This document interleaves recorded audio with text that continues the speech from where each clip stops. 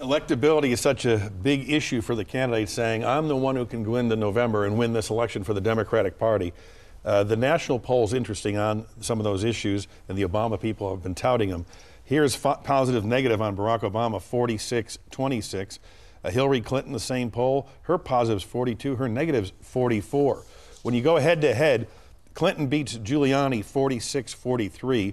Obama, he wins 49-40. In terms of Clinton Huckabee, Clinton wins 46-44. Obama, he wins 48-36. They get the same Democratic vote, but Obama does better with Republicans, and he wins independents. Clinton loses Republicans overwhelmingly and loses independents. Here's Barack Obama on Hillary Clinton on Thursday without ever mentioning her name. Let's watch. I'm not going to mention names, but I mean, the notion that that a viability or electability argument is being made by somebody who starts off with almost half the country not being willing to vote for them doesn't make much sense.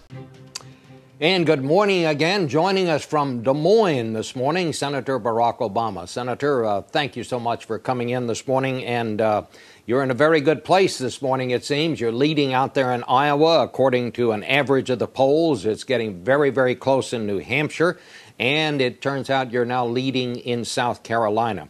I want to begin this morning by asking you about something you said this morning in the Des Moines Register. You argued to two of their reporters that you are the most electable of the Democrats, and you said one reason for that, you point to what you said is that you would not automatically have the Republicans rallied against you in the way that you argue that Senator Clinton would have them rallied against her. I mean, what are you saying here, Senator, that she just brings out the worst in the Republicans and you don't? I mean, how can you say that?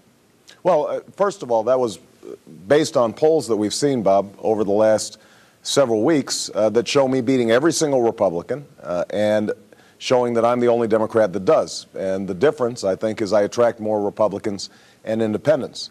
And, you know, I actually think that Senator Clinton is a capable, solid senator from New York, but because of the history of some of the battles that have taken place back in the 90s, it is true that she tends to galvanize the other side. Do you think it would be a meaner and nastier campaign were she the nominee instead of you?